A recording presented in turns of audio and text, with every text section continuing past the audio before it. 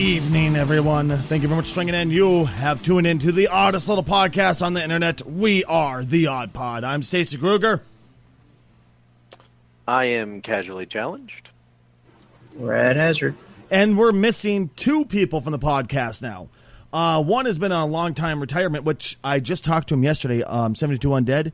He is interested in coming back soon because here's a little dip into behind the scenes what's going on. He hasn't had a place to live. He's been homeless. He's been couch hopping pretty bad. He finally has found a place where he can settle down, base himself. Things are starting to look a hell of a lot better, and because of it, he'll be able to finally tune in again. Well, not tune in, but he'll actually be able to partake in the podcast again. So we'll have one of the members missing today back soon. But Robbie is gone. Our resident penis enthusiast is gone today, and it's weird. We haven't had of course I just said penis, but before that, we haven't had a single penis joke in 30 seconds. It's kind of weird. And we also don't have our European connection, that means. Right, dude? What are we going to do without our friendly little Brit? What the hell, man? Should I talk in a British accent? Please do. I can't wait to hear that. Hey, it's not that bad. And this is where Robbie jumps in and says, yes, it is. He just knows his British senses are tingling. He's just going to jump in. What the fuck are you doing? Well, I went for the totally wrong Asia area of the world. That was South Asian I went. What the hell? This is not India. This is Britain. All right, guys. Hi. Thank you very much for tuning in. We have a bit of a podcast planned for you. I went and saw a movie last night. I left halfway through. These guys hate me for it. But before we get to that... Just wait until you hear what it is. We'll get to it. Yeah, you won't believe what happens next. Oh, Jesus Christ. Just like all that clickbait, you wouldn't believe what happens next. I want to talk about something because this right here kind of set me off. It was that, the hashtag triggered me. I'm cool now, aren't I? I did a hashtag trigger reference. I'm hip. I'm with it. Damn, we need no Dr. Evil references. Now, as you know, there's a game out there that's very, very, very popular. It's called Player Unknown Battleground. The creator of it, Player Unknown himself, the creator of Pug himself, Player Unknown, Brandon Green, apparently showed very, very, very little interest in classic series games like Legend of Zelda and stuff like that, which doesn't really, I'm like, okay, whatever, I guess, I'm surprised he didn't like old games, but here's what got me. And it's really, I'm not going to talk about this story, but he was talking about how he thought modern AAA games are too fucking easy.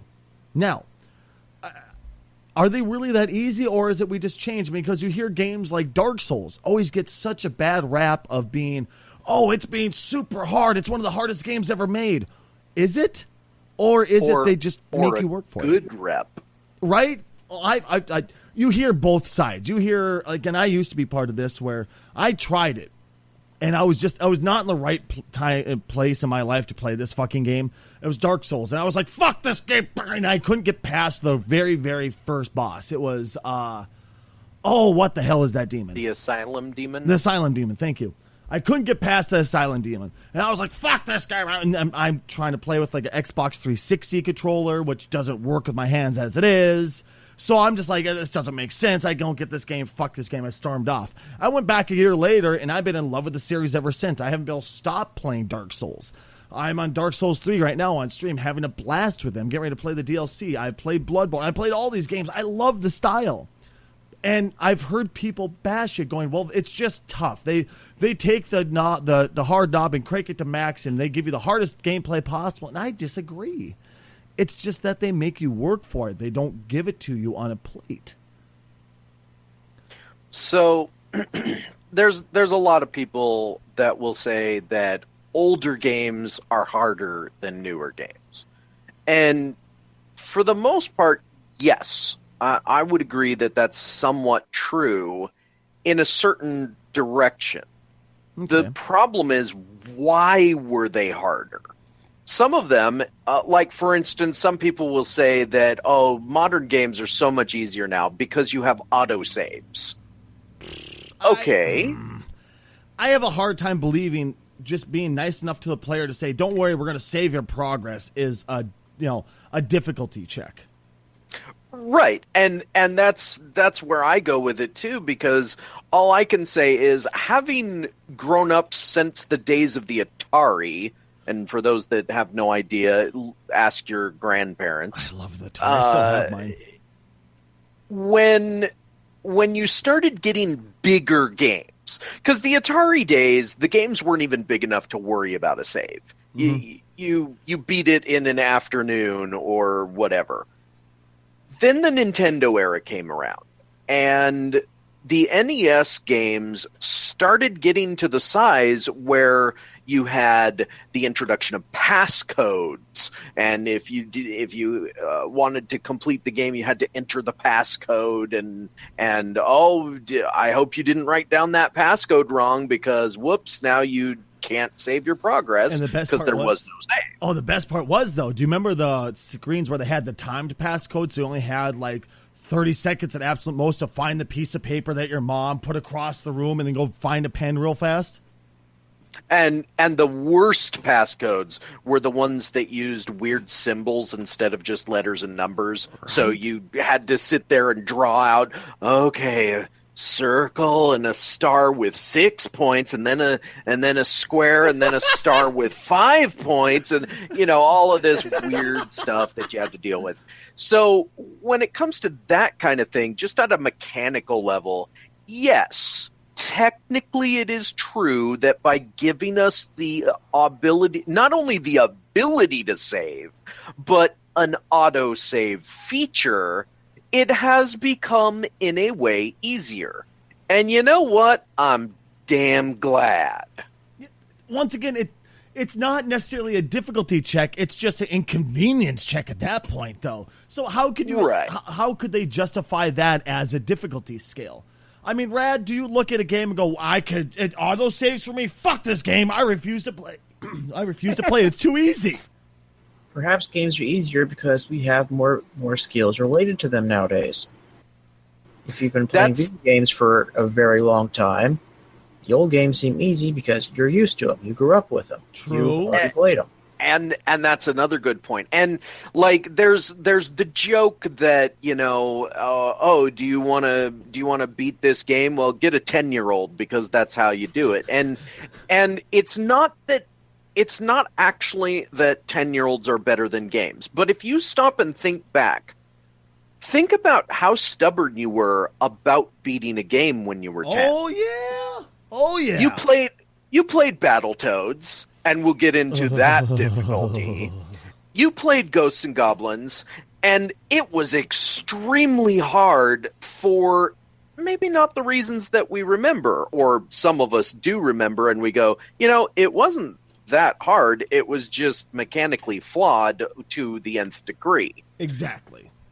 But when you're 10, you will power through the difficulty to beat that game, because you're going to beat that game.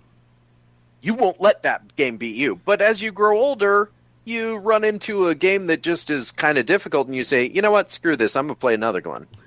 Because you have less time to play these games. Right. And you have more options.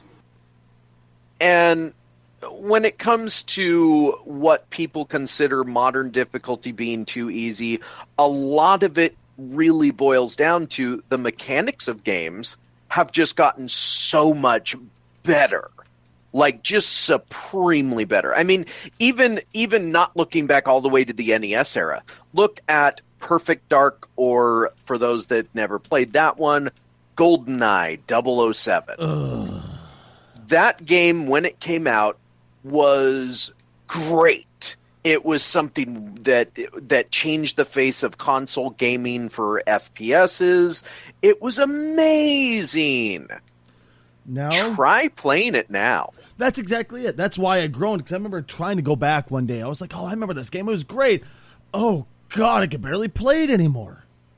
Yeah, it's really mechanically awful, and the reason that it's so hard now to play it is because we've gotten used to Doom 2016 and Wolfenstein: The New Order and the Halo franchise, where they actually refined a lot of the controls and they did it better. So now when you go back to these old games, they're not hard because they're better. They're hard because they're worse.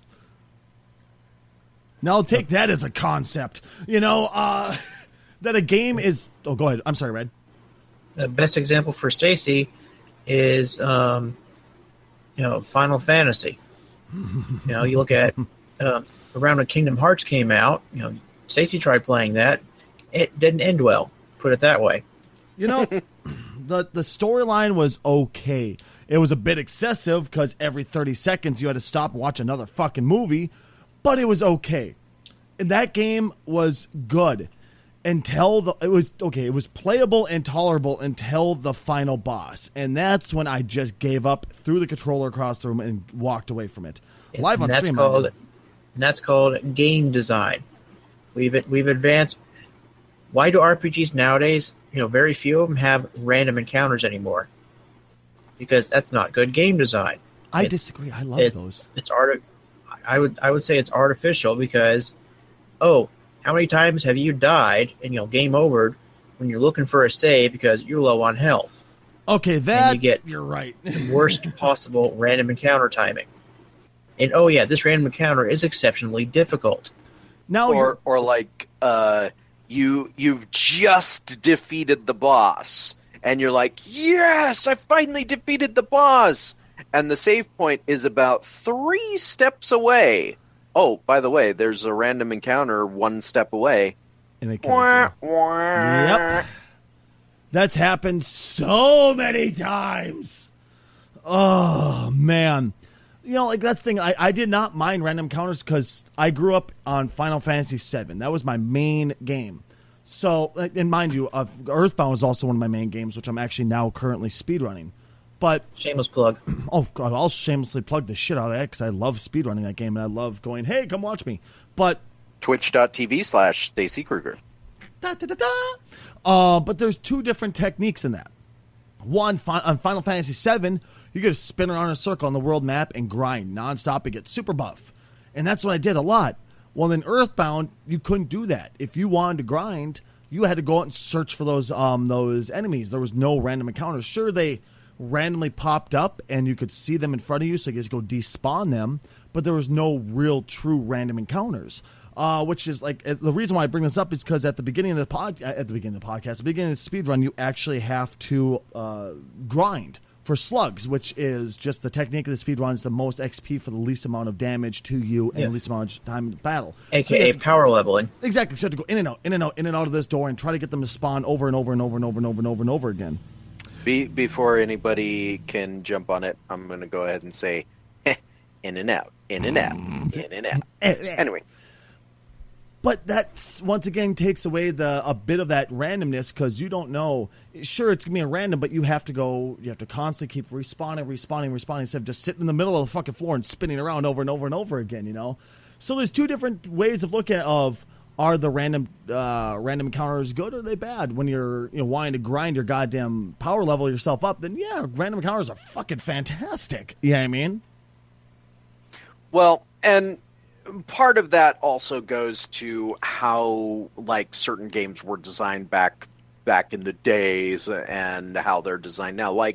Random encounters were kind of a throwback to the pen and paper games. They literally had random encounter tables, that you rolled a dice on in order to get a random encounter so that you could level up, et cetera, et cetera. Mm-hmm. But what I will say, going back to just the general idea that modern games are easier or whatever, I'm going to point to one classic, quote, hard game that the modern populace knows, and that is Dark Souls. Mm-hmm. Dark Souls is hard in the most legitimate way, but it's also fair. And what I mean by that is that The difficulty is so much harder because in most games, when you encounter an enemy, said enemy has about 1 hit point, for example, and you smash it with your hammer or shoot it with your gun, and it goes down. Whereas you have about 1,000,000 hit points in comparison, and when you get shot, you just take a few dings to the old health-o-meter, and then you're fine. Dark Souls, the enemies are equivalent to you. And the bosses are even worse because, holy cow, they're the ones with the 1,000,000 hit points, and you have to sit there and figure out how to do the damage and avoid the attacks and all of that stuff that's going on. Oh, yeah. So mechanically, Dark Souls is extremely sound when it comes to its fairness. The other game I will point to that has the difficulty curve set pretty high, depending on the difficulty level you set it at, Doom. Oh, yes.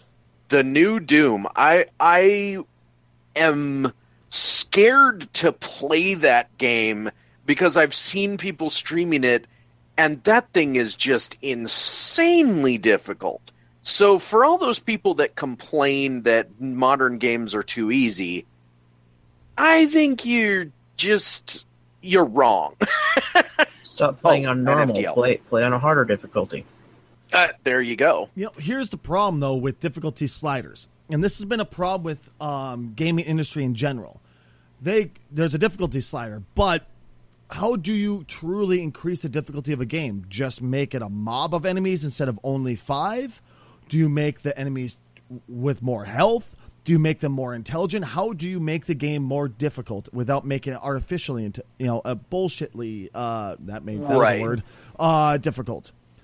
And most games tend to do it the easy route, which is enemies just have more health and you take more damage. I'd much rather, if you're going to make a dame more difficult. Hey, sweetie, how you doing? Oh, okay. No, that was probably the worst joke I've ever made in this podcast. Oh, I'm sure you'll find it worse. No, but I've got worse. If you really want to make a game more difficult, I would say increase the intelligence of the enemies. Make their patterns change. Make it make their what you have to remember to how to take out said enemy. Make it a bigger challenge, I guess. Like you have to do this and then this and then this and then you can damage them or something of that sort. That's a great way to increase difficulty because you played through it the first time. Cool. You learn that way. You're going to go let's go fight them again. It's just more hit points. Oh, shit. I can't hurt them. I have to relearn this enemy. You know what? That also increases playability of the game to where you feel like you actually got your money's worth for said game. And and the game company doesn't have to rewrite the entire game. They just have to go for one boss.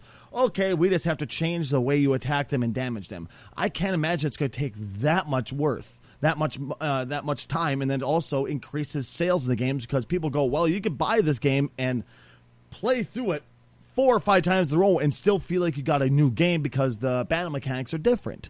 Well, not to say battle mechanics, but the attack mechanics, I guess. You catch what I'm trying to say here. It's different. Yeah. I think that's fantastic. And another way, I think what Dishonored has done very well is there's multiple endings depending on what you do. I'm not talking about like decision trees, Mass Effect type stuff. I'm talking about how you play the game changes what happens in the later levels. Really? Yeah, like for example, Dishonored 1. There's, it's a rat plague. So get people infected by it. They're kind of zombie-ish. If you kill a lot of people, the later levels will have a lot more rats and a lot more of those zombie people. If you don't kill a lot of people, the later levels are actually fairly tame. Really? Yeah, it's part of the high chaos or the low chaos. I like that. I would... Go ahead, I'm sorry. I was just going to say the only problem with that is part of the reason that most developers seem to go for the easy route of just, multiply damage levels by, multiply in health levels by for increasing difficulty is because it's easy. Doing something like that in Dishonored, or the way FTL, for example, has a harder mode, and the developers actually spent time to figure out how to make it more difficult without just increasing a couple stats. And I agree. I wish more developers would do that, but it is harder, because you actually have to think, how can we make this more challenging without just throwing in some tougher enemies? Another shameless plug. I'm not on Bethesda's payroll, I swear. Yep. Brad, when's the check coming in? It clears on the 6th. Okay, sounds good. Go ahead. Dishonored 2, if you raise the difficulty, it improves the enemy AI. So I was just pointing out. Yeah, they'll start checking. If you throw something, you'll get somebody's attention across the room. They will, instead of going over to where the glass hit the wall and say, I wonder what happened. They will actually turn around and look under the tables from where it came from. Typical hiding spots. Right. Yeah, Ghost Recon Wildlands actually does that too. Like at the easiest difficulty, the enemy AI can't see the nose in front of their face and, etc. But on the higher difficulties, their perception ranges, I don't know how it's done in game, but they can see farther, they can see better. They actually investigate something that, if you make a noise, then they don't just go, oh, that must have been nothing. They actually go and investigate it, that kind of stuff. And it's check the area around it, not just where the sound happened from. It's that kind of stuff, and this is the point I think of this whole discussion is modern gaming hasn't made things easier. It's made things more complex. And I think that's good, because if you stop and remember all those old games that you used to love, and you think that they were really great because of like the original Metal Gear, I have very fond memories of that game. Are we talking NES or are we talking PlayStation? Oh yeah, I'm talking about the original Metal Gear. It was a great game, but it was, at its core, it was only great conceptually at this point. Mm-hmm. There was nothing like it. The reason that Solid Snake still uses a cardboard box or has one in his inventory is a joke, because in order to make stealth effective on the NES, they had to use a cardboard box. Like they couldn't figure out, based on how they can code and how much limited space they have, any other way to do it. And it worked. Then Metal Gear Solid came out, and they could use actual stealth, and they had sound from puddles, and they had, footprints and all these other things. And they added in kind of a little bit of a throwback, but they modified it to have the exclamation point over soldiers' heads when they spot you. And the modern games still have that, because it's kind of a little humorous nod to the original games and stuff. And I just think that people that say modern games are easier they're not really taking in all the changes in gaming. Now, mind you, there is a portion of gaming out there where they just throw the fucking game at you and just say, here you go, here's a story, and just do this so you can get to the next part of the story. There is, of course there is, but that's not the majority of gaming, I've heard that about, what the hell is that, Horizon Zero Dawn. I've heard that about that game. And I was told it's very similar to Far Cry Primal. Now, I played Far Cry Primal. That game is not it does not just hand you the game easy. To me, it's my type of game style, so it was easy for me because it was just what I love to do, so it just kind of went with me. But it was not easy by any fucking means. Now, if Horizon Zero Dawn is truly anything like Far Cry Primal, it's not easy by any fucking means. It's got a great story, and when you finally get to there, you're like, wow, that was worth. But I guess in a way you felt like it was handed to you because it was just that good of a cutscene. I don't fucking know. You know what I mean?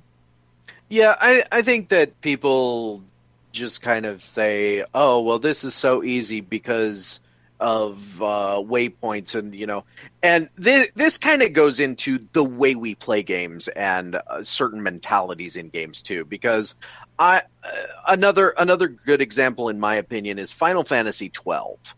Now, I know Final Fantasy 12 is not everybody's cup of tea. I think he's pointing that comment at me, folks. No, I'm pointing it at a lot of people. They don't like it. But one of the things I heard complained about a lot in Final Fantasy 12 was the Gambit system. And how the Gambit system made the game, quote, too easy. And all I could think is, okay, turn it off. You don't have to use the Gambit system. And one of the things I get whenever I say something like that from a lot of gamers is, I'm not going to restrict my play style to X, Y, or Z because just to make it harder. Well, then you can't really complain that the game is too easy, because I will point to other people, like, for instance, there's a streamer by the name of Lethal Frag. Mm-hmm. He plays The Binding of Isaac. And in The Binding of Isaac, there are a lot of ways to make your run extremely overpowered. There's an item called the stopwatch. And when you pick it up, if you get hit, everything slows down in the room, and there's ways to break the game. He actively avoids those. Like, he will go into a room, he will look at his character's current setup, and if the item is just going to make him too powerful, he'll pass on it. Yeah. So I'm just saying that maybe it isn't games that are too easy. Maybe it's the mentality of gamers that can make a game too easy, or they think it's too easy. I don't know. The other part, I remember reading this from the creator, I think it was, of Final Fantasy 12. The Gambit system was put in, as a response to grinding. Right. Because how often in old RPGs, when you're grinding for levels or experience, you just sit there, you get in an encounter, and then you just mash the button for 5 minutes, because everything, just to get to all the menus. And that's literally all you're doing until you reach your desired experience or level or something like that. But, which, by the way, you still have to do in Final Fantasy 12. Yeah, but the Gambit could be, okay, low-level enemies, I just put this Gambit on so the fights don't take so darn long. Now, when my opinion of the Gambit system was this, I thought it was a great attempt at something new, but it was failed. And here's why for me. Thank you so much, Mr. Motorcycle Man behind me. Hold on. I swear to Christ, he's like, all right, he's doing the podcast. Better sit outside and rev the engine for hours. Jesus Christ. I know the guy, too. He's a nice guy. His daughter comes over here to play with mine all the time. But, excuse me, they're 13. It's not longer playing, Dad. We're just hanging out. I forgot. When you get older, it's not cool to play. We just hang out. But, God, I sounded so fucking old there. I was going to say, ladies and gentlemen, this was a dad moment with Stacy Kruger. But, okay, so the Gambit system, I was just like, this feels artificial and it feels weird. Because when I play a game, I like having full control over everyone at all times. That's just who I've always been. That's why I decided to say fuck it with Final Fantasy 12, and I decided to give Final Fantasy 4, which I've never played before, a try. And it was my play style. I'm having a blast. I'm loving every moment of that game because it just fits with my style perfectly. I think it was just that it's not necessarily that Final Fantasy 12 itself is a bad game by any means. It's not. It's a fantastic game, but not for a gamer like me. Story is a little bit, but dude, I got 8.5 hours into that game, and that's when the story finally was like, oh, this is starting to get kind of sort of interesting. It reminds me of Final Fantasy 13, where 30 hours in, you're like, oh, hey, look, the story has something interesting. But here's what I will say about that, specifically of the Gambit system, is, like Rad said, it was a response to grinding, but it was also a response to the complete change in the real-time, the fully real combat system. Instead of there being turn-based like it was before, it was a lot more like their MMO, and it has the feel of an MMO. But here's the problem with that, and this is why they created the Gambit system. The problem is that when you're having all of this real-time combat and you're not in direct control of the other combatants, like in an MMO, you don't have to worry about the other combatants. They're doing their thing. Exactly. Hopefully they're doing it right, or else you get a party wipe. Don't but stand that's all in other, the fire, yeah. It's not a buff! So anyway, but when you have to control yourself and two other people, it starts to get a little overwhelming. And during the development of the game, they realized that, and they said, okay, so we're just going to do this a little bit different. We're going to create this automatic system. We're going to call it the Gambit system for some reason. Maybe somebody had been reading X-Men comics. I don't know. That's the first thing I thought when I saw the system. I was like, oh, Gambit, is he going to throw cards that are charged?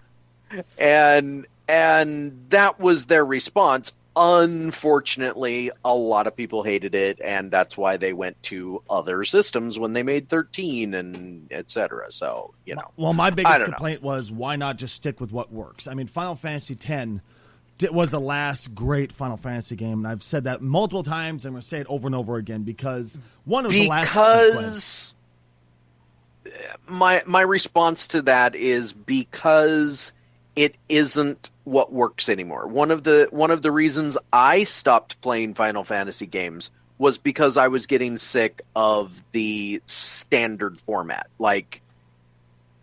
And it's not because the standard format was too old, it's because of games like the Elder Scrolls. Yeah. And the Elder Scrolls provided me with the exact same, quote, RPG experience, but now it's all fully real time, and I have control over my spells, and my party member is... Now, I'm actually kind of using a bad example because companions in Bethesda games are awful. But my point is that I was starting to change my personal playstyle, and I was starting to enjoy the experience of a game like Final Fantasy less, because it was still using the same old styles, the turn-based, one at a time, random encounters. And so when they started making a shift to other methods, I think they did the right thing from just a overall style. It may have turned some people off, like yourself. Yeah. But some of us were like, it's about time. It's I guess it's just one of those things of Final Fantasy was always that style of gaming. It was kind of what cemented it and what brought it to the place where it was at. So when they changed it, and it was quite a crazy change, where it was just all of a sudden nowhere. Hey, from Final Fantasy 10 and 10 to 10-2, it brought up a little bile in the back of the throat there. To Final Fantasy 12 was just like light and day difference. You're going, well, what the hell happened here? Yeah, and keep in mind they did have 11 in between. But so that was an MMO. That was garbage. Right, but they looked at the MMO, because if you stop and you look at how they did the combat in 12, it was MMO style. It was just taking everything that had been done in MMOs for the last few years, and they said, well, it's still technically slower than real, but it's now, whatever. Okay, and they're basically taking an MMO style and converting it to single player. Yeah. Very true. Like, mind you, I'm going to go back on a second here. That was not a garbage game. I know people are like, what? That's not garbage. You're right. It was not garbage. It was actually a really good game, but it's just... It depends on various perspectives. I remember playing it, and I played it for a couple months, and it was okay, but then I kept going back to WoW, like, look, this is better. WoW took what you did and made it 20 times better, you know, but that's me because, you know, for the Horde. Quite proud of my my troll priest, Ken Heel. It figures you would have been a troll. Oh, you're goddamn right. Just had that sense. Yeah, man. But, okay, but, yeah, yes, going from 10 to 11 to 12, there was that difference. And, that, you know, they wanted to implement it. It's just, once again, when you took control away from the player, it just gave me such a bad taste. And I get, like you pointed out, about Skyrim and Oblivion and then the companions. You didn't have control of them directly, but that's also part of the reason why I never had a companion in Skyrim or Oblivion. And then when you said to turn off gambits, I have to touch on this again. I'm sorry, and I know we probably should move on because it's getting a bit stale. But when I turned off gambits, I refused to do gambits. I'm sure you remember. So I manually went through and controlled each character. But the problem was it was just so slow and sluggish, and it was difficult to control each character. I found I was getting my ass handed to me because the game was built to have gambits working 24/7. When you try to control it yourself, the game was just like, LOL. You know, it gets overwhelming, which is why they created gambits. Well, I guess I'm a freak for turn-based game. I love turn-based games styling. I love it. I'll admit that any day.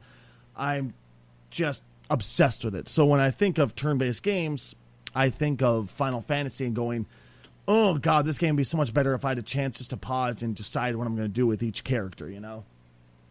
And that's, again, why I think that, you know, that... And keep in mind, that kind of gameplay didn't go away. It's just been relegated to other games. For example, Darkest Dungeon is, in my opinion, so Final good. Fantasy meets Lovecraft. And it's amazing, dude. Oh, it's such a good game. A little bit heavy on the RNG sometimes, but they have tweaked that over the course of its creation, and it's a lot better now. But I would say that going back to the original topic of just are modern games too easy, no. They're just different. That's, I guess, the best way to put it. It's just different. Through all the chain, all the gambit systems, all the quick, you know, the auto saving, all this crap, they're not easier, except for a few select ones because they're garbage developers. But that, keep in mind, that was true back in the day too. There were some games that were just easier. Oh god damn it, yes. I guess you could point that out with wasn't it Karate Kid? Wasn't it? The first level was just stupid easy. Second level actually made you work for it. Third level was dumb, and then the whole game's over. You know, it was all three of the spectrums. They handed it to you. They put a normal challenge, and then they cranked up the shit knob, and then went, "Hey, there's your game. Hope you enjoy wasting $60 on this shit." You know. But I want to shift to a different style of gaming, and it's less about the style of gaming. It's more about the trend in gaming, and it's from the salesman of the gaming, I guess you could say. Valve pulled a popular sex game off of Steam. The game was called Party House. You're giggling. Before we start giggling about this, let's just kind of get into this. But Party House was launched on Steam last month. It was completely and 100% uncensored, and people were kind of surprised by this. Steam doesn't have a blanket ban on all nudity, which I feel it shouldn't. But there's ones where if it's really fucked up, they will censor it and they will ban it. So in House Party, you can literally just walk around and whip your dick out and like piss on people and like parade chicks around naked to humiliate. It's a fucked up game, which means I love it, but which I haven't bought it yet. Mind you, I just said the word yet. I would like to point out about the gameplay in this game, and I have not played it, but I heard somebody talking about like you are, and what it comes down to is they likened it to what's that game called? Postal, Yes. where the point of the game is X, but they allow you to do anything. I think that's kind of what I'm trying to get at here is that, sure, the point of the game is just to get from A to B and just complete the storyline and complete the game. But if you want to, you could do anything you want. Now, what Steam did was censored it, pulled it down, and they had to reintroduce it with a censored version. Censorship in general, and this is kind of why I'm bringing this up. Censorship in general. Is it good? Is it bad? Should it be censored, or should Steam put controls in and saying 18 plus only can touch this, and there's a way they can actually police it? LOL, this is the internet. No, there's not. But should there be an adult-only section of Steam instead of censorship? Or is that technically a form of censorship? Having an adult area, like, you put in, please enter your birth date thingies, which is strictly just to cover your ass tactic. CYA. That would be the way to go, but I'm sure Steam has their reasons behind it, because I don't know those reasons. I'm sure there has to be something as to why this game was taken down. Well, I mean, there's but remember the other side, but they let them put it back up. True, but it had to be censored though. That's why I'm kind of bringing this up. Yeah, that's true. But did you try to talk about what the developers did?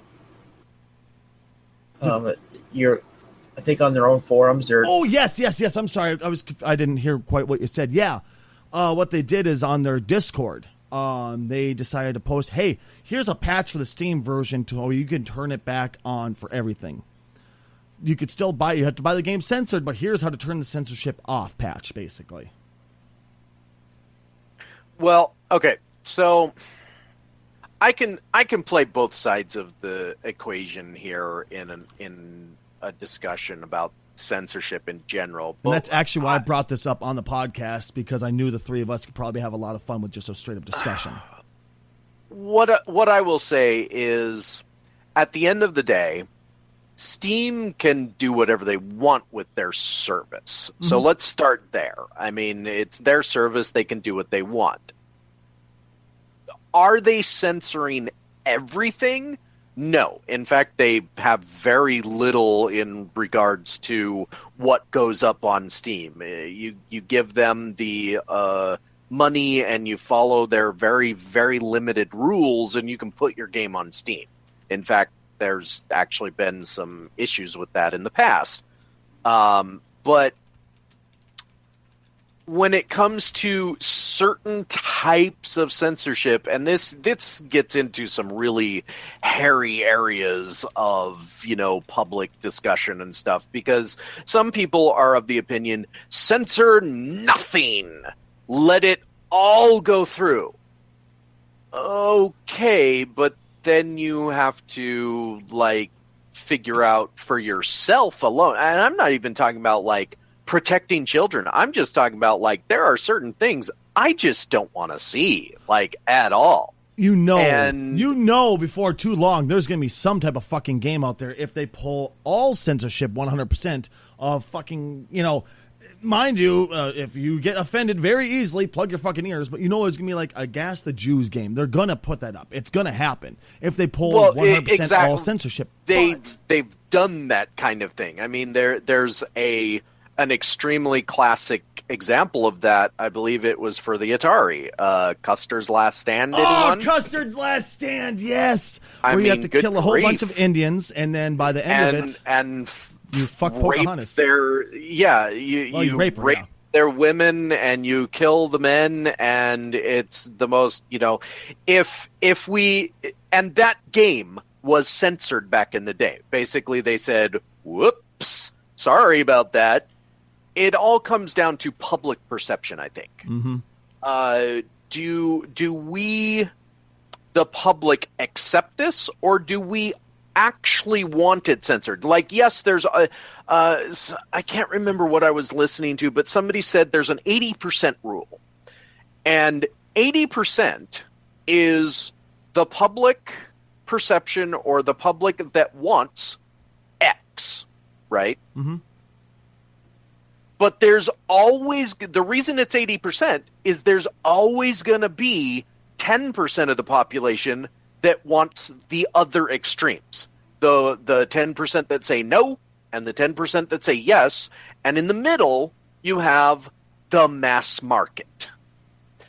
So what Steam is basically doing is looking at comments, and they're looking at reviews, and they're basically taking into account that 80% of the people said, this game is too much for us. How dare you?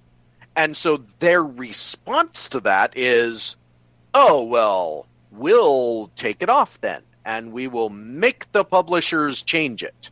So the publishers sort of changed it, and then they then released the information to get the stuff back for the 10% that wants it. Now, I'm sorry, my kids are leaving. I'm trying to wave goodbye to everybody. I love you guys. Bye. They're all going to go visit their mom. Yeah, just don't mind Stacy having daddy time right in the middle of a podcast. But my challenge to this would be my challenge to this whole argument is this: if there are people who want that and want this particular game, is it right to censor it though and say you're not allowed to have this whole thing, and make them search out the patch? I think that your idea of the idea of having an adults only section, okay. Yes, but there's an inherent problem with that. And the inherent problem is attaching adults only to a game. And for those that don't know, adults only is a rating made by the people that make the ratings, which is, by the way, self-policed. Mm-hmm. And adults only means that it is not for children, cannot be sold to children, etc. The problem is, for digital release media, there's no way that Steam can truly verify that only an adult is going to purchase and play this game. And I don't disagree, and I completely agree with that concept that there's no way to control it. So, I more or less brought up the adult only section as, just kind of as part of the argument of, should this be the solution, Yeah, right. And what I'm saying is that that's part of the argument against. Yeah. The other argument against is that adults-only games just don't sell. Yeah, absolutely. You would think that, considering the amount of porn that's on the internet and the amount of porn that is consumed with a purchase price attached, Mm-hmm. that adults-only games would sell. But it's a strange irony that, and I don't know specifically why, I have theories, but I'm not going to go into it. But the point is that basically market research has shown that when you attach AO to a game, when you put that little tag on there, nobody buys it. Like, so few people buy it that nobody makes adults only games. Like, if anyone was going to attach adults only to their games, it would be like Rockstar, for example. I mean, they actually technically have an adults only version of Grand Theft Auto San Andreas. But nobody bought it. And really, if nobody's going to buy Grand Theft Auto San Andreas in adults only, then nobody's going to buy any game that has that tag. And so putting that into having a Steam section for adults only, even if it were logistically not a nightmare, mm-hmm. people just would avoid it. And so, at the end of the day, Steam is just going to say, yeah, we'll just keep doing what we're doing. I wonder if there's a section, there's still maybe just a way of shame of buying that AO game, where no matter what, there's always going to be that little bit of shame. That's part of my theory, is that people just, they have that mentality. Oh, okay. I might have misheard you. I apologize. I actually looked it up, and I have a hard time believing this is the whole list. It seems pretty short, but a full list of ones that are released here in the NA of adult-only games. And I'm not surprised at all that most of them are Windows, or just PC games in general. But like a lot of them are like all nude cyber, all nude glamour, all nude Nikki. What? Right. Body language, critical point. They're actually adult games. Like they were made by like porn companies because they said, oh well, the interactive media, people will want to do that, and that's actually where they showed, that's actually part of where the market research showed that nobody buys them, because the porn companies were putting these out and nobody was buying them. So, do you want to see a really interesting one on this list? Once again, this is fucking Wikipedia, so you can't take it truly to heart. Right. But Peak Entertainment Casinos, and you know why it was put on there? Because it demonstrated gambling, and they wanted to discourage underage gambling. So they put all ages, adult only, because I guess you can get online and do online gambling with people, even though it wasn't real money. I guess. Right? I mean, once again, this is Wikipedia, folks, so please don't take this as, But I would say, and this is just about censorship in general. There used to be this thing in comic books. Oh, it was called the Comics Code Authority, and what happened was it was also a self-policing thing originally, because people forget that all of this rating system, it's all the industries themselves policing themselves and coming up with these rules. Except for music. Music was artificially censored and artificially attached to that because of, tip or gore and all that. Right. Explicit lyrics thing. Yeah. But like, for instance, the Motion Picture Association of America, which deals with all of the ratings in American films, they were created because I don't remember the specific movie, but basically a movie came out and it was, by the standards of the time, just appalling. It probably showed a woman's ankle or something. And so because the public was incensed, the people involved, the original studios, just created this rating system, and they called it the Motion Picture Association of America, and they self-policed. Well, that's the same thing with games. That's the same thing with the Comics Code Authority. What happened was comic books were mostly like Western comics and a few pulp comics, about detectives and stuff. And there were a few superhero comics coming out. But then there was this trend towards horror comics. And EC was one of the big comics, like, people that were doing this. If you've ever heard of the show Tales from the Crypt, that is almost all of the episodes of Tales from the Crypt are based on old EC comics. I did not know that. And because EC Comics was becoming so popular amongst kids, because comics were looked at as children's, material, and they were reading these horrific stories about zombies and monsters and people getting disemboweled, and to the artist's credit that were doing the art at the time, they were pretty graphic. Parents found out their kids were reading this. They got incensed, as parents do. Rather than monitoring what their kids were doing, they just said, how dare you even produce this content that my kid can get a hold of?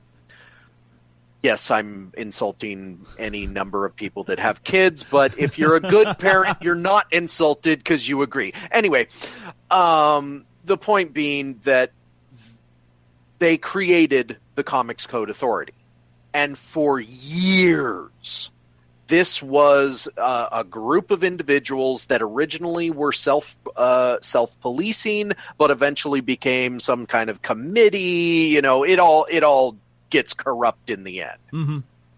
And one day, it stopped being relevant.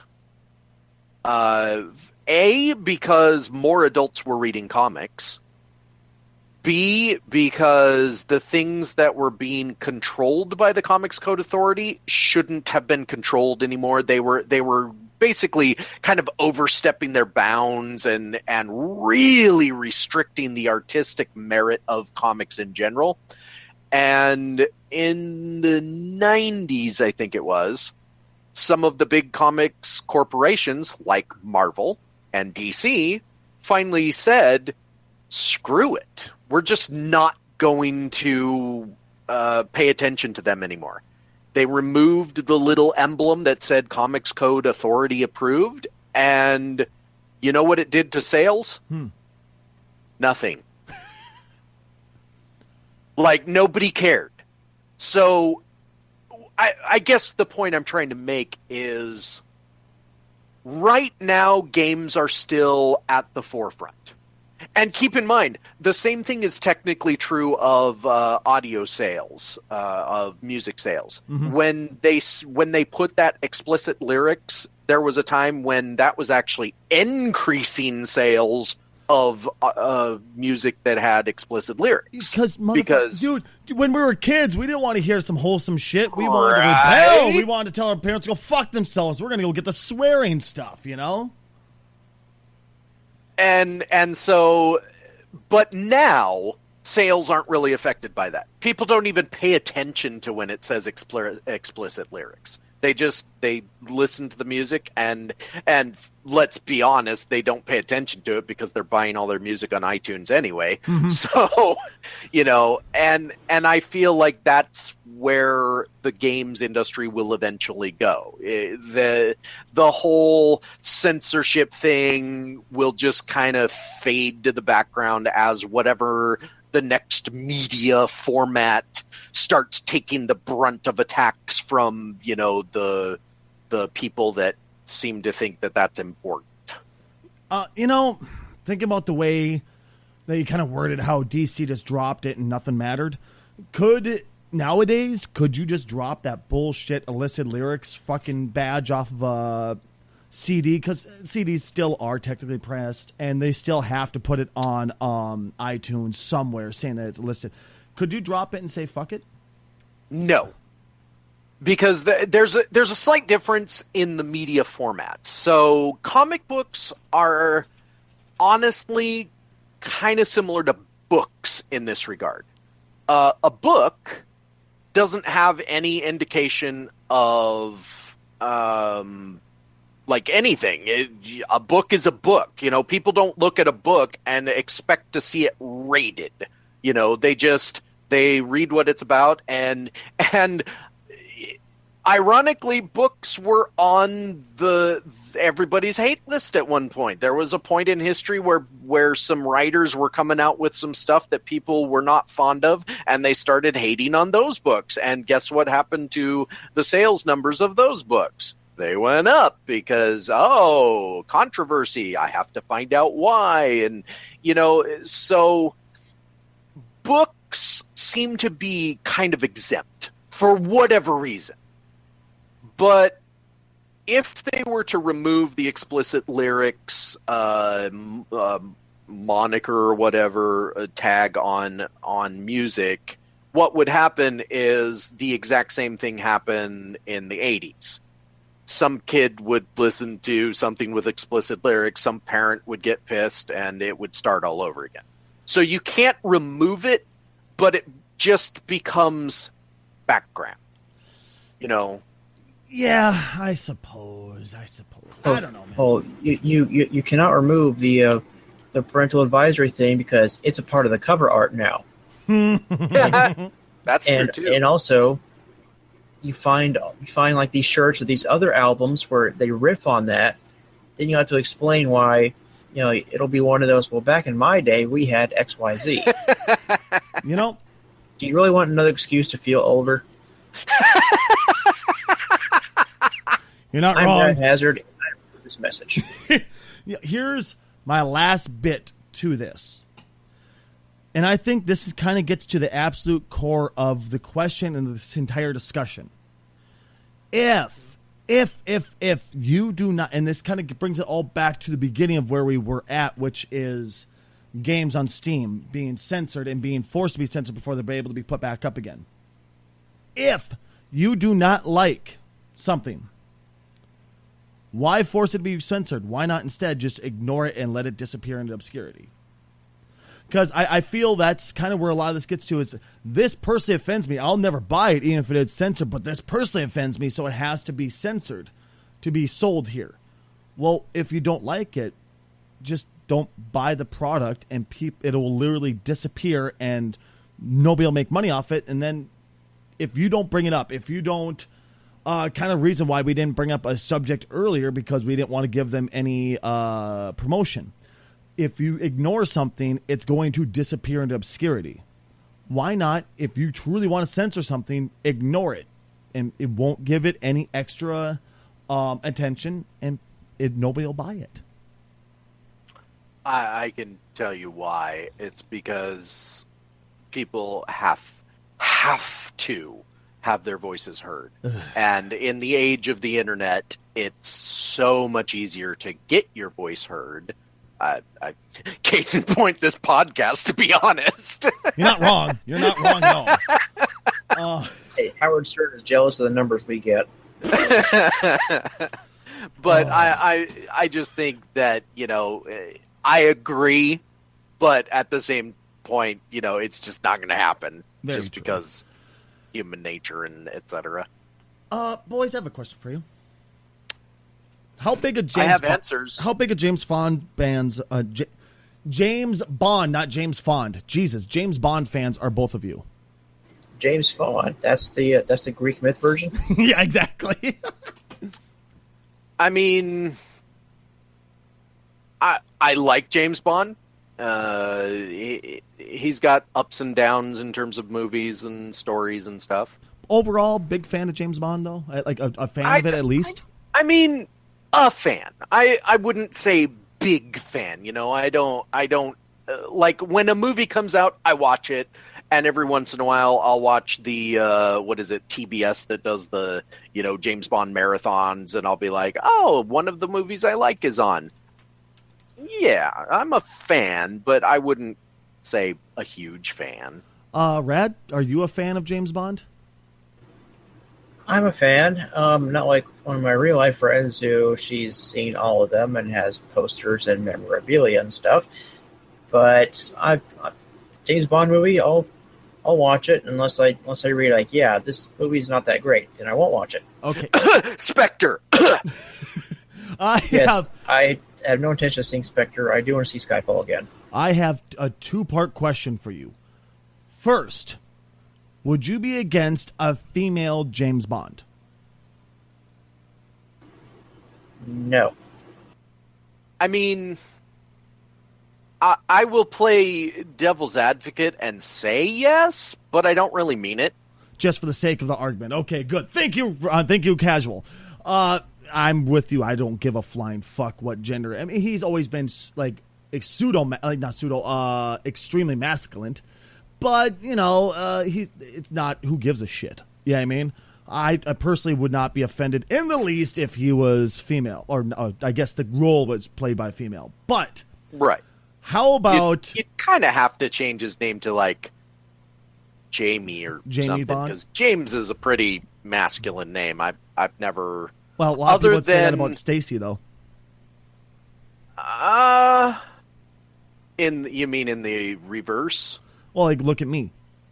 My name is that's my real life, by the way, name. In case anyone was wondering, my real life name is Stacy. It's not just a screen name. And I hear that all the time, like, wow, you're named a girl's name. No. Well, I guess it depends, because let me put it this way. I've never known or met a female named James. You're not the only Stacy I know that is a male. That's a great part of the argument, actually, because I know quite a few Stacy males. Now, I want you to think of that same exact argument, but with Cara, the gal that Cara Delevingne. Oh, you know what story I'm talking about? Okay, yes, Cara Delevingne. Now I want you to think of the Enchantress playing James Bond. Now, I want you to think of the Mummy playing James Bond. First of all, let's get this out of the way.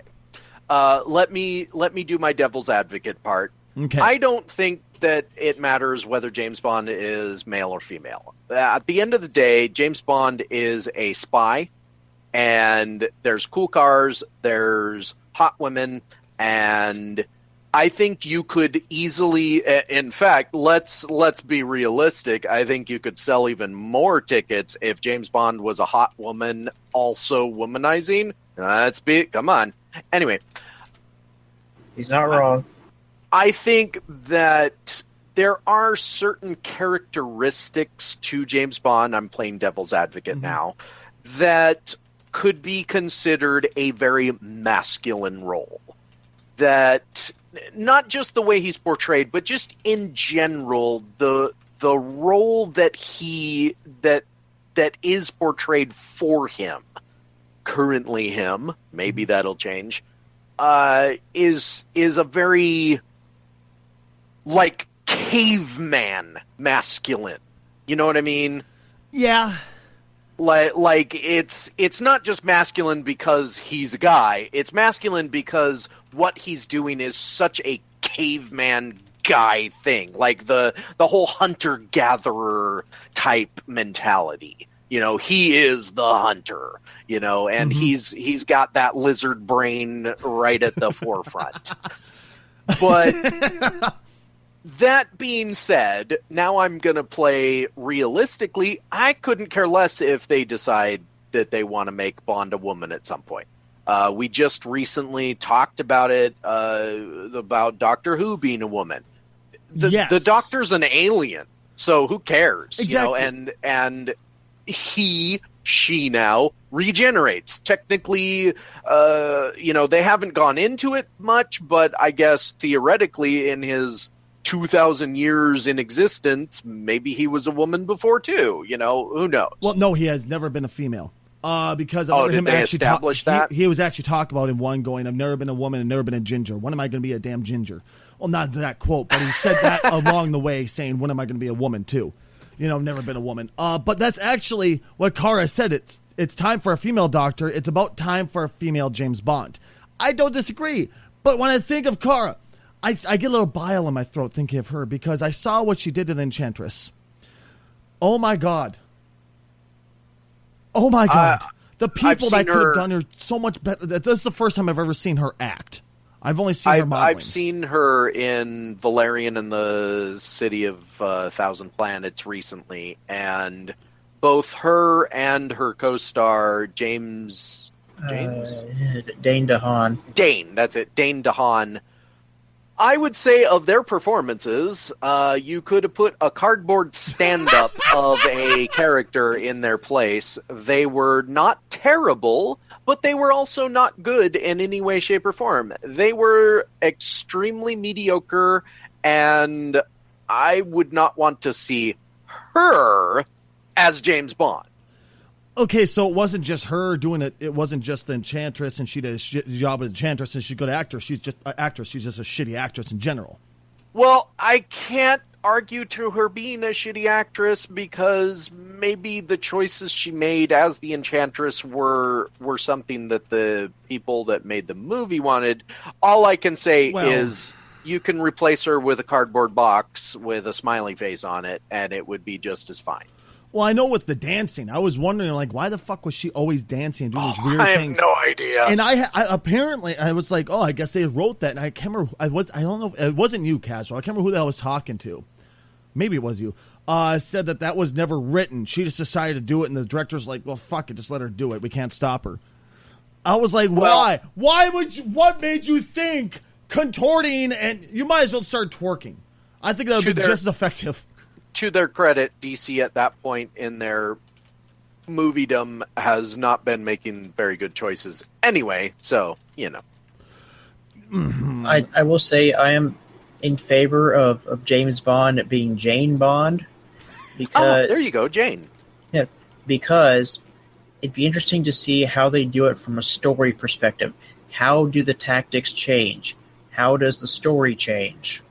Well, that's why I want to see it. That's actually a good question because I remember I was talking to you about it at some point. We were talking about James Bond I can't remember how fucking long ago, but you brought up that James Bond was willing to do anything, and that's what his story was. He was willing to do anything to get the information and do what he needed to do for his mission. Right, he's a spy. Now, I remember at one point in time, weren't people pissed because he was gay for a movie, or he played gay? Or what the fuck This was a conversation earlier we had about George Lazenby portraying James Bond after Sean Connery. And if you don't know who George Lazenby is, that's fine. Nobody does. I'm sure that's not true. I just insulted people. But George Lazenby was one of the Bonds people forget about. And in that role, he played... So, as a spy, one of the things that he does is he plays roles. Like, he's a banker. He's whatever. He's not a secret agent, even though how could you not know James Bond is not a secret agent at this point in history? But whatever. So one of the roles that he played in this movie, for those that haven't seen it or don't know James Bond history, is he played a man, like a historian, whose specific interest was family histories, and he was going to verify the family history of some guy that's the main villain, blah, blah, blah. Well, the only way he was allowed in there was because his background is that he was also gay. Now, you may say, what? Well, the thing is, the only people in this place he was going were women.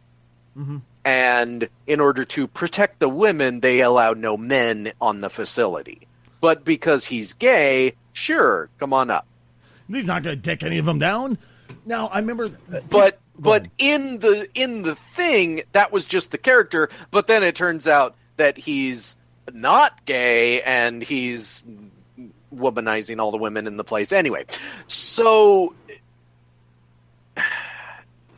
For the record, the movie is a Her Majesty's Secret Service. Okay, yes. And at the time, in the 60s, late 60s, even just playing a role within the role that you are faking being gay when you're not even gay was still, it was basically like just you turned on the gay signal and everyone came out against it saying, how dare you? A different time and place for this, I suppose. Yeah, exactly. But it was just a different time. And then later in, as Rad mentioned, Skyfall, there's an insinuation that he has been gay in order to do his job. And he's like, whatever. And the public said, ooh, that's kind of cool. Well, I mean, so, is it really that hard to believe times. that somebody who's a master spy and will do anything for his information and to do anything for his mission won't just take a dick to get the information he needs? I just have a hard time believing that it's that mind-blowing. Like, what? You're telling me there's been no spy in history who's ever bent over and like, go ahead and plow me, daddy? Where's that information at? Why he's fucking... Obviously, I'm being a bit facetious here. But is it really that mind-blowing? I don't think so. In before we accidentally stumbled upon Stacy's secret dream.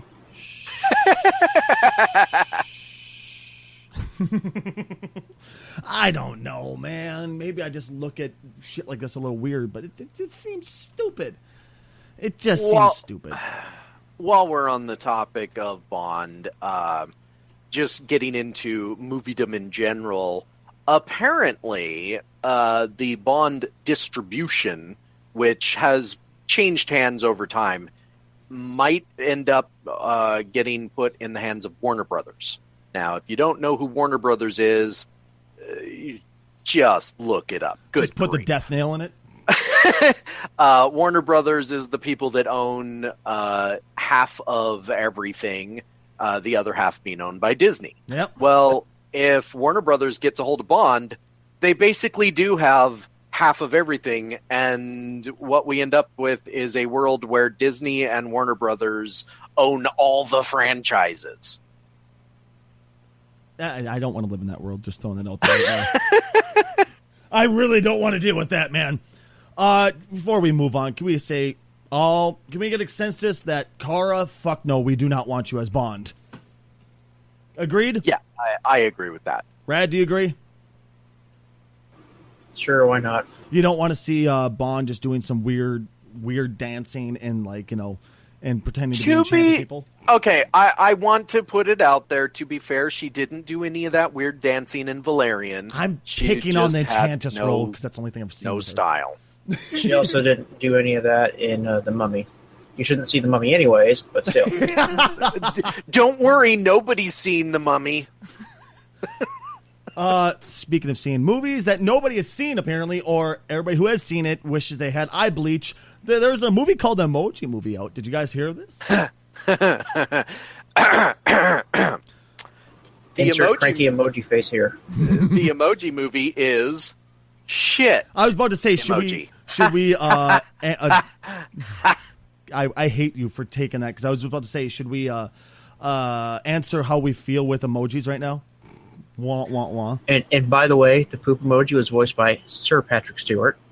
Really? And now I want to go on the record as saying I have not seen the Emoji Movie, so take whatever I say with whatever grains of salt you want to take it with. But I have seen a lot of reviews.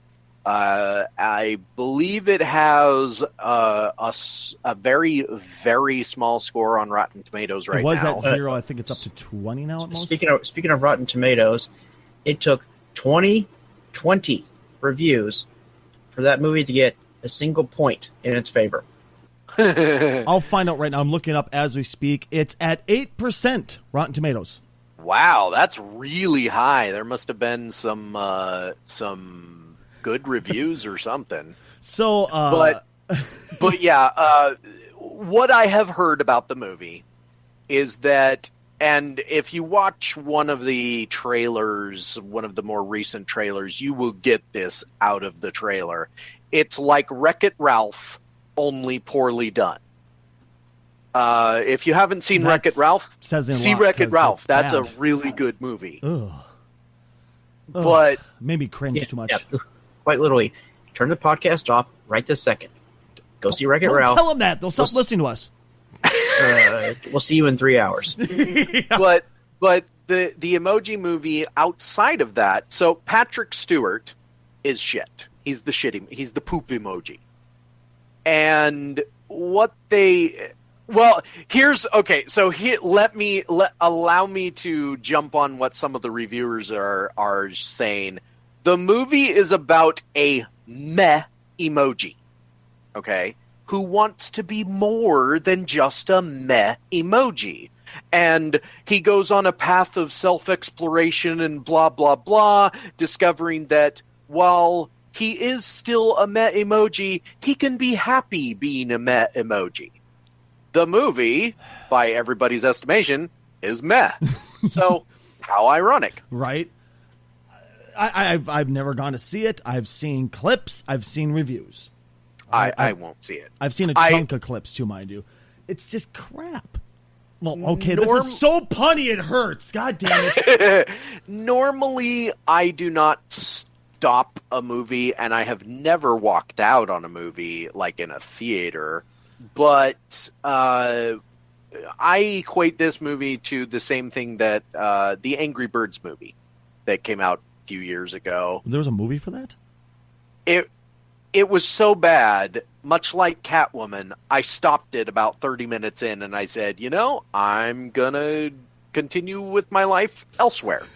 That's 30 minutes I can't get back! Oh, I was doing other things while I was watching it. I wasn't about to sit there and just watch that movie. That moment you realize, what am I doing with my life? But yeah, I would say the Emoji Movie is one of those you can just skip. It's not even worth like watching for the making fun of it. Just skip it. Yeah, don't bother yourself. You'll want to kill yourself. It's awful. Well, I went and saw a movie last night that was across the hall from the Emoji Movie.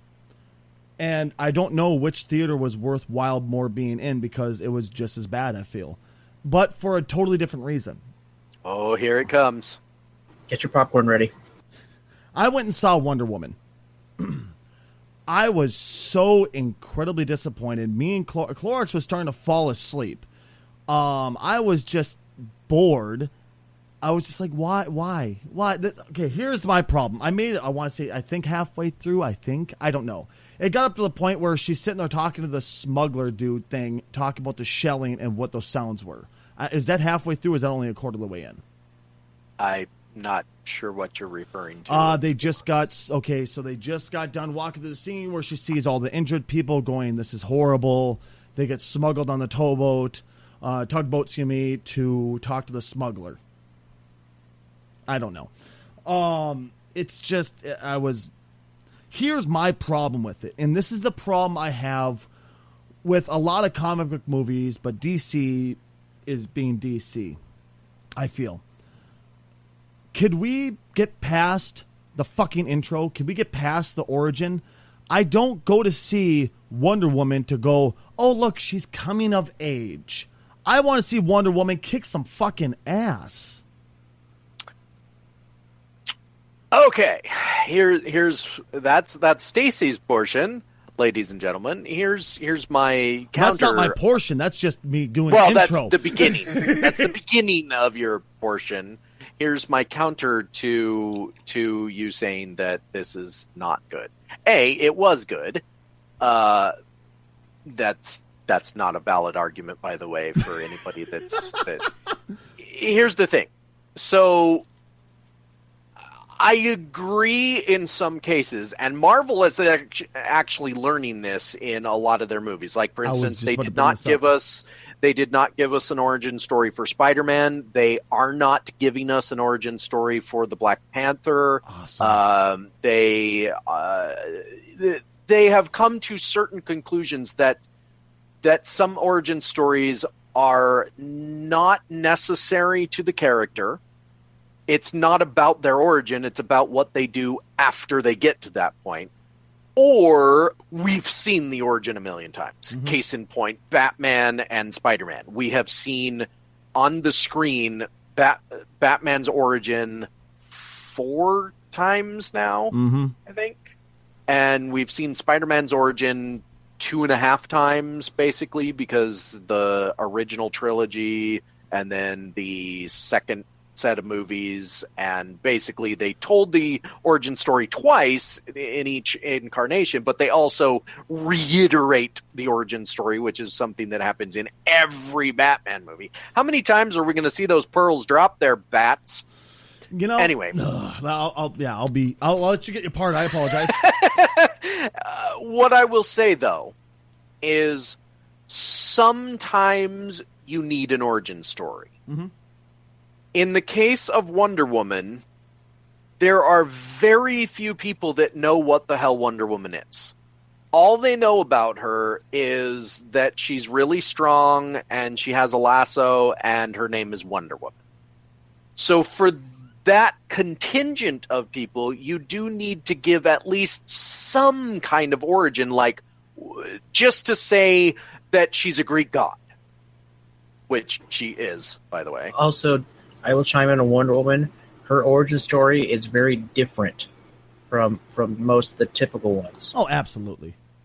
So in that respect, I feel it is kind of necessary for the record. I have not seen this movie yet.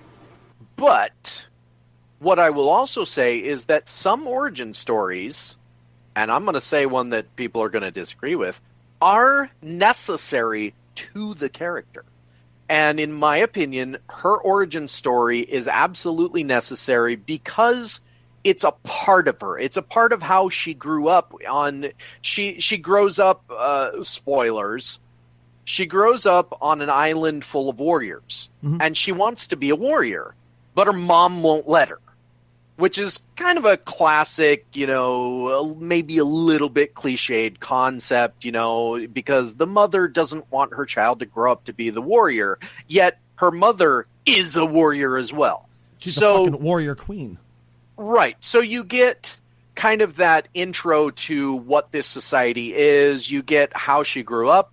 Then she's also not a part of man's existence, like man as in humanity. She's living on this island her entire life with no connection to the rest of the world. So you need to know that part of her. Basically, I'm saying it all leads to where the movie goes. Now, another origin story that is actually important, but we don't need to see all of it, is Batman. I was going to hit on that, you son of a bitch. Because here's the thing. While we have seen it a million times, and we don't need to see a full, 30 minutes of it, it is important to his character that his parents were killed in front of him by criminals, because that's what makes him Batman. That's legitimately what I was just about to hit on. There are certain people who need that backstory. Like Bats, why does he kick ass and why does he fight as hard as he does for no gain, quite literally zero gain, because of his parents? And aside from more recent films, why does he never kill? Because he saw his parents being killed. Their lives being taken from him in front of him. There so why would he want to kill? I love that. That makes Batman. That's why I attach myself and why I'm such a huge Batman fan, because of that. Now, do we need to see the fully drawn out origin story every time? No. Maybe, that's why I kind of liked one of the scenes in Batman v Superman where it just showed he's having post-traumatic stress about his parents being dead. And I was like, okay, but then, as is typical with Batman stories, they hit on it again, and they made it longer, but that's a whole other issue. Well, I will say, in Batman v Superman, it's actually necessary to see that whole scene. If nothing else, to have conclusive 100% confirmation that the comedian is the father of Batman. In case you don't know what he's talking about, the actor that played his father in the movie was also the actor that played the comedian in The Watchmen. Oh, okay. I've been trying to find time to watch it. I don't have time. He's also the same actor that is Negan in The Walking Dead. Negan. Which, ironically, has become a joke. Wah, wah, wah. Okay. Yes, Wonder Woman's backstory is very important, but I felt it could have been eighth and been just as effective. I will agree with you there. Bored. I felt it was drawn out. I felt it was just DC doing what DC does and giving way too much backstory. And the whole her coming into society being awkward, yes, I get that. That part was funny as hell. Her walking out with the shield and the sword and just in this fucking... Okay. That was funny, but it was just drawn out. I have to stop you there just so that I can reiterate one of my favorite moments in that particular scene when he gets the glasses for her and his secretary says, "Oh, yes, you can't tell she's the most beautiful woman in the world now." I don't get that joke. That's a direct shot at Superman. Glasses don't change the fact that she's going to stand out as one of the most beautiful women in any room she's in. I didn't even catch that reference. Okay, remember when that line went, I went, oh, okay. But once again, I didn't grow up a Superman fan, so. Yeah, shit, now that I heard that actually is kind of funny. But I do agree with you that on an overall pacing, Wonder Woman had some slow parts and stuff. I just think that okay, let me ask you this. Can you answer what you would have done aside from just shortening it? Because keep in mind, you have to make the movie at least 110 minutes because that's a typical comic book length. what do you do with the rest of the plot when you remove some of the time? Okay.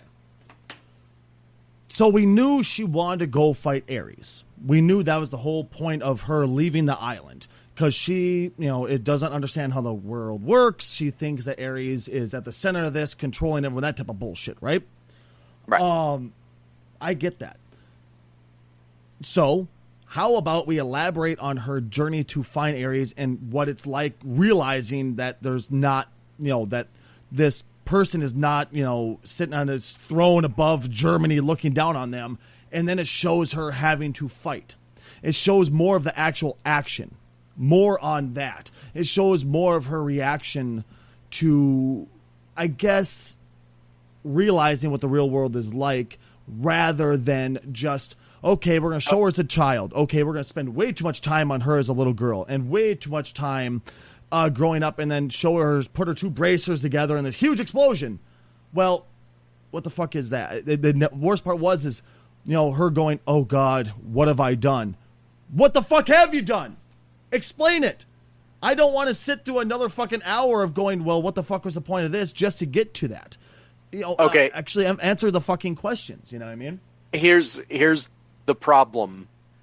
You said you walked out. I'm still not clear about the tugboat. Okay. It was right after he got the guy who could talk and the liar. The sharpshooter at the bar who was right after he formed the Magnificent Seven. Yep. Okay. 7. There was only 4 of them. No, I know that, but the movie Seven Samurai has set a standard in movies ever since, yes, and it's what the Magnificent. Pretty much every movie does a team up uses that formula. It's the gathering of the team moment. The team is first formed. Yep. Right. Okay. Here's the problem I have with your criticism of the movie. You didn't see the next part. It just got bored. Because That's it the problem, does that. Like, the rest of the movie is about her dealing with shit and taking it literally. You missed the best scene in the entire movie. That's the problem. It took too long to get to the point where you actually wanted to be interested. Me and Clorox both were going, what the fuck? When is it going to be worthwhile? I've seen slow movies, but they were always interesting. They always kept you engaged. This, you're just kind of like, okay, yep, she's still a kid, okay, yep, she's still... It wasn't interesting. I thought the part where she was talking about the gods and telling her daughter the story of why war is scary, I loved that part. That was cool. But then it just drug out the training, and it just became slow. That was my biggest problem. It was too goddamn slow. It was too DC for its too DC movie for its own good. You know? No, you can't put that against it, because the problem with DC movies isn't the pacing, it's the editing and the story. And overall, you can I'm going to give you the pacing of the movie of Wonder Woman, because it was a little bit long. I'm not going to give you some of the other points you have, but what I will say is you can't compare it to other DC movies and say it's another DC problem, because it solved most of the problems. If that's the solution, I don't want to answer. Well, unfortunately for DC movies, before pre-Wonder Woman, they had a number of issues.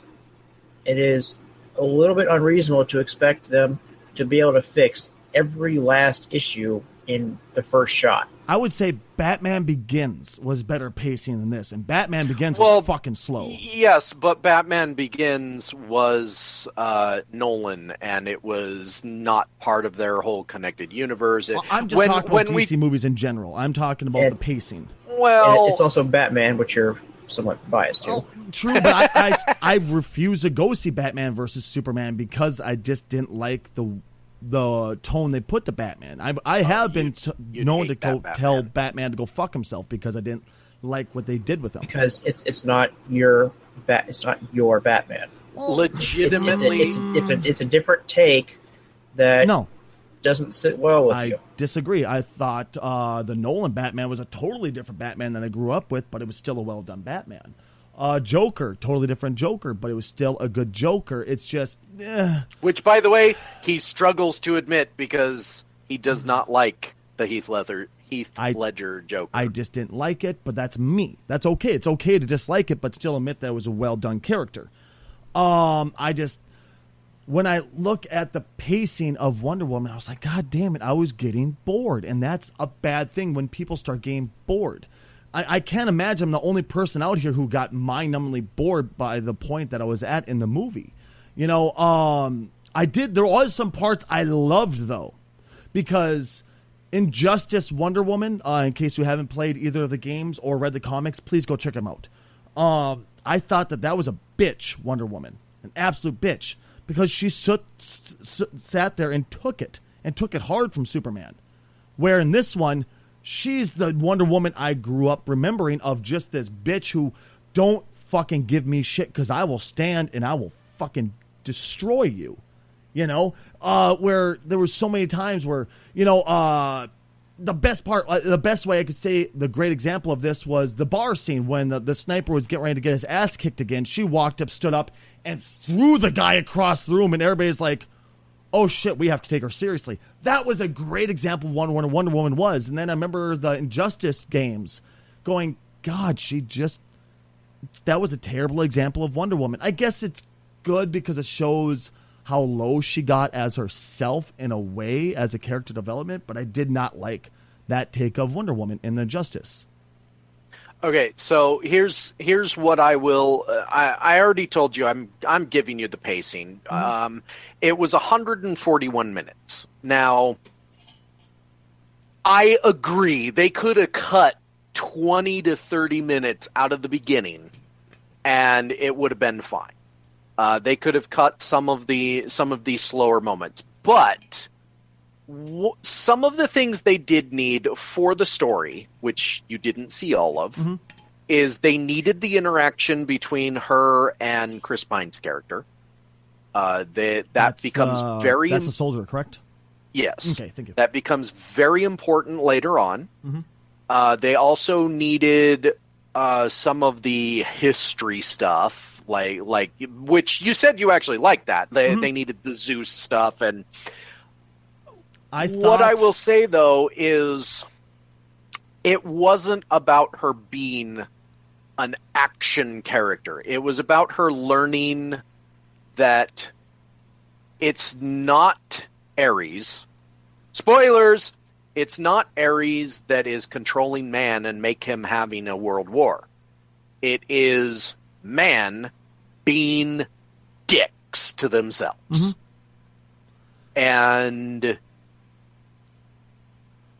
aside from some problems with the end, which are just general third act problems that most movies have, it does it well. Like, yes, it's a little bit long, but if you can get through it, you will see how it all comes together. My opinion is this, okay? It fell into the Godzilla syndrome. Why do people come to see monster flicks? Do they come to see... No, just hold on. Do they come to see the battles, or do they come to see the love story that happens between people? They come to see the battles, right? That's not why people go to see comic book movies, though. I disagree. When I go to see a comic book movie, I want to see the ass kicking. I want to see the fight. You are in that 10%. I disagree completely. I want to see bats. The 80% want to see the story. They want to see the characters. They want to see the drama. The best, case in point. Why did Godzilla fail? Because it didn't fail. It failed miserably. No, it didn't. The last Godzilla movie is set for a sequel and a King Kong versus Godzilla. They would not be continuing that if it had failed. Do we remember that Suicide Squad is getting a sequel? Yes, because it also technically didn't fail. If you're talking about what people wanted to see, yes, I agree. In Godzilla, they wanted to see Godzilla tear up a city and stuff, but that's comparing apples and zucchini. In a comic book movie, most people want the entire package. They don't just want to see the because the proof is in which movies are succeeding and which are not succeeding in the comic book genre. The movies that are succeeding the best are the ones that have character moments. For example, Spider-Man, most people agree that the ferry scene was it was okay, and that's the big centerpiece action sequence. And they complain about the plane fight. They say that it was badly cut, et cetera, et cetera. Whereas what they come out of Spider-Man remembering the most is the car. Because it's the character moment. It's the drama. But it's still that core of what you'd want. It's still the combating between the hero and the villain. That doesn't have to be physical. It can be verbal. And that's when I go to see a Bats flick and I see Batman take on somebody. It doesn't always have to be physical. It can be the reconnaissance. It can be something like that. But I want to see Batman in action. Batman versus the Riddler. It's not about physical prowess. Oh, yes. I'm sorry. I wasn't sure where you went with that. But you're right. Yes, I love seeing them. I love... Okay, I'm just that's thinking him trying of to the cut movie, me off, folks. The movie version of that was not very well done. Oh God, no. Go ahead. I agree, but the movie was. Which one was that? The third one. Ugh. Yeah, yes. Batman Forever. Worst Riddler ever. Right, dude. And worst part is, it was a great actor. I wish it could have been great because Jim Carrey's a fucking phenomenal actor. Oh.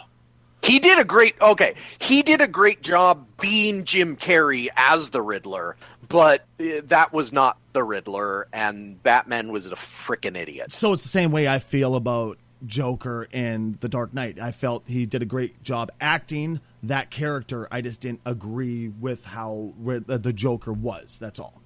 So same kind of thought process. Yeah, I can see that argument. Okay, I totally get you then. But what I'm going to say about your Wonder Woman is you need to see the whole film. When it comes out on home video or whatever, give it just skip the parts you've already seen. Go to wherever it picks up from there, start right after the bar scene and go from there, because it does have some of the most kick-ass action that has been in comic book movies recently. And I will say they're really quadrupling down on Wonder Woman and that sweep kick that she does, because it has been in every trailer for Justice League that I have seen so far. I will say this much. I had no idea that Wonder Woman was not the queen. I thought she was the queen. I guess she's the princess. I had no idea. You know how much I gave a shit? None. I had no idea. And when that happened, I was like, oh, okay. You could have eliminated so much of that beginning and still had a great, wholesome movie. Showed her rebelling as a kid. Great. Have a short and sweet section of her rebelling. Should have a short and sweet section of her being trained and mom being standoffish about it. Great. That's fine. Have the section where the guy crashes down and she saves him. That was pivotal. Wow. That's a good job, Stacey. Pivotal. Jesus. That was Stinglish. Stacey Kruger English. But you needed that. That was awesome. I love that because it showed her, I'm sure anybody else on that island would have just let him die and not saved him, but showed her saving him, bringing him back, fighting with mom, leaving the island to go fight and save the world. Awesome. You could have condensed so much of that down to possibly 10 minutes, really. 10 minutes might have been a bit of a stretch, but you catch what I'm saying. 20. 20 would have been too much, honestly. I was so fucking Well, bored. it depends on what you're counting. But anyway, yes. I'm sorry. I know I harp on pacing, but it was just so slow and boring that when it got to the quote-unquote good part, I was like, I'm out. I'm leaving. I literally asked for my money back. They looked at me weird. I was like, that was the biggest waste of $20 in my entire life. And when you say go buy it on DVD, go watch again, I don't know if I want to waste the money. I did not say go buy it. I said when it comes out on home video, watch it. Well, what else are you going to do? Just go steal it? No, you can rent it. Borrow it from a friend. That's still Or there money. you go, borrow it from a friend. Borrowing, I will do. That's renting it, you're still spending money on it. I'll borrow it. That is true. It's just, like I said, it was just so slow because they spent too much time on her being uncomfortable and awkward. They spent too much time on the training, too much time on her being a kid. Some development, absolutely. Like you said, that the origin is very important to her, like Bats. I will agree, yes. Well, no. I mean, yes and no. Okay, so it's important to see why she becomes what she is. But at the same time, I would argue that we don't need to see it like ever again. Right? I completely agree. Like where it might be worthy of reinforcing Spider-Man's moment with Uncle Ben, because that part of his origin informs his character so much. Mm-hmm. Like, absolutely. It might also be important to reinforce why Batman never kills by showing his parents getting killed. That part, very important. For some characters, you need just those little moments every once in a while to reinforce. But for Wonder Woman, I don't think we need to see this ever again. I think it's great we got to see it. If for nothing else, for the line when she tells Chris Pine's character, Zeus breathed life into a clay model, and she says I'm made of clay or whatever, and a god breathed life into me. I mean, and the way she says it, like, no sarcasm at all. And then he's like, you can see in his face, he's like, are you joke? Oh, you're not joking. Okay. I that was sold so well, and I did love that part. That was fucking awesome. Yeah, I would say about all the origin that whole thing needed was why she chose to go fight and leave. I thought that was the only bit of origin you really needed with Wonder Woman. I don't give a fuck, that her mom didn't want her to fight. I don't give a shit that, a lot of that movie, I didn't give a shit. I love that they reinforce, like I said, I love that they reinforce how much of a kick-ass chick she is, how she doesn't take shit, how she takes her godliness to another level. I did love that. I love that aspect. I love when she's like, her trying to get introduced to the real world, how do women fight in this, and rips the dress in half trying to kick. I loved that part because it shows her disconnect, but it also reinforces I'm a badass and I'm going to fight. I loved that. But once again, you didn't need that much. You could have gotten to at least an interesting part quicker. Now, when I say I have to go back to the Godzilla syndrome, when people go to see certain things, they want to see it, and you don't deliver, Now, mind you, I don't want to see Bats the entire time kicking ass. I don't want to see Wonder Woman the entire time kicking ass. I just want to see what Wonder Woman would be known for, what Bats would be known for, not them cuddling in bed, what Bats cuddling in bed with some chick and getting into a love story. I don't give a fuck. What Bruce Wayne wants to get married. I don't give a shit. Cut that out. I would love to see the balance that Bruce Wayne has to balance his real life, like the perfect example of The Dark Knight when it shows him sleeping during the board meeting, because he's out all night kicking ass. That's a great concept because it shows him fighting to show the balance. That's awesome. You know what I mean? But him, like, if they decide to introduce him, like fucking the chick at his house when they had no electricity with the lights on, and during the third one, I was like, that's pointless. Why? That was no point to that beyond showing that she took over the company. In the case of Batman, I would kind of agree, because every time they do the love story, who cares, because he's just going to ditch that chick for the next one in the next movie or whatever, because Batman can't hold a relationship. Now, that would be a more interesting take, is the idea that, like, cover the fact, similar to that boardroom scene, cover the fact in those movies that maybe he wants a relationship, and that's where Catwoman could have been an interesting, like, way to do that, but he can't have one because of who he is, because of what he does. his very nature precludes the idea that he can ever hold a relationship other than Catwoman, who ironically turns out to be a bad person.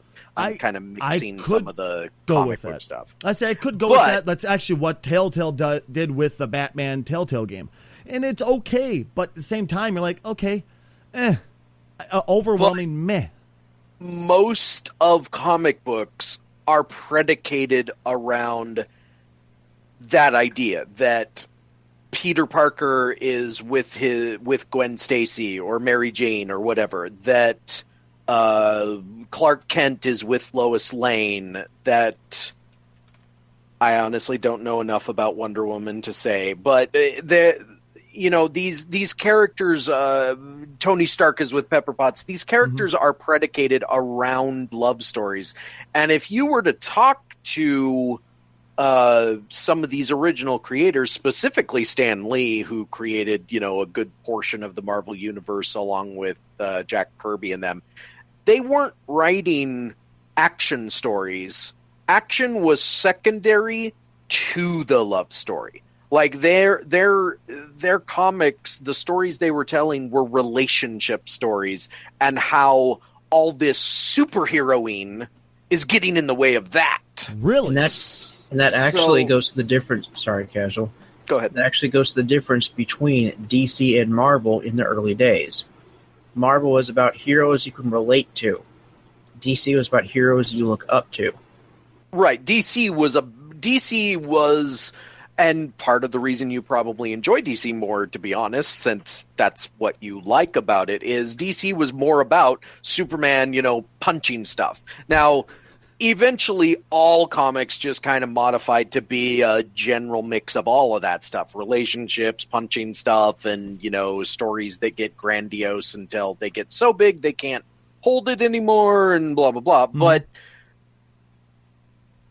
I'm just saying, in this particular case, you're in the minority. Like, what you want out of Wonder Woman is the minority, and that's proven by all the critics and the people that have gone to see it, and you're not wrong. You're just in the minority in this particular instance. I just have a hard time believing it. It just blows my mind that would be what people want, I guess. It's just, if I wanted to see a drama, and, a person struggling with a love life or some shit like that, or something of that sort, I would go to see, something in Seattle, Sleepless in Seattle. But when I go to see a superhero flick, I don't want to see Sleepless in Seattle. I don't want to see someone struggling with, growing up and stuff like that. I want to see them, doing superhero shit, jumping off of walls, fighting big things. Again, you left literally right before that happens. Literally. I wish I could have sat through it. I really wish I could have. I regret leaving, sort of. But the only problem was it was so slow and so bad, and they had so many awkward moments. It was triggering my anxiety so fucking bad. Clorox could tell you, my chest was damn near beating in my heart. And to anybody who has anxiety out there, they're going to know exactly what I'm talking about. My anxiety got so bad that my gut started to twist around, basically. And when you get really bad anxiety, at least for a good portion of us, your guts start to twist and you get such bad gas, it smells like somebody shit in the fucking theater. That's what was happening to me. I was like, dude, this is getting bad. I know I'm going to fucking go in for a full-blown attack. You thought you farted, but... shit. No, but, it's pretty bad. And it was so awkward and so bad and so slow and boring. It was triggering all of my anxiety. I was like, I got to get the fuck out of here. And I wish it hadn't, because I was enjoying some of it. Like when the action scene happened between the Amazons and the Germans, that was a good scene. Because it also showed... And that's why I suggest that you find a way to watch it in the future and see what happens next. Because, again, don't watch the whole movie. Just, you've seen what came before, so you're fine with that. Then watch what happens next, because it's literally the greatest scene in that movie. It's the no man's land fight and everything that happens after that. Oh, so good. General consensus before we wrap up the podcast: Stacey's a dumbass for not liking Wonder Woman. No. I said your opinion was picking your on opinion. you. Jesus. I would personally say that you leaving halfway through because of what you just mentioned about the anxiety isn't as bad. Well, I'm not using that as a crutch, mind you. I'm not at all. It's just that's what. But the in the pacing moment, did to it's me. like that.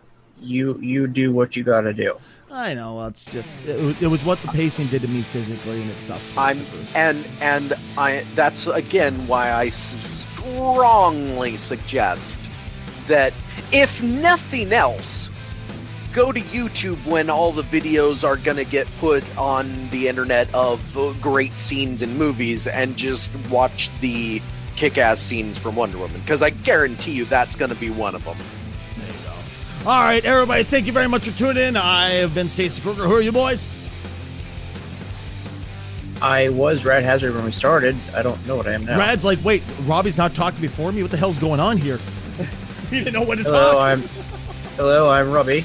God damn it. And I am casually challenged, and opinions are all valid, even when someone's wrong. Jesus Christ, just like casual. I love you guys. Thank you all so much for being here. Take care of yourselves. We'll see you guys next time.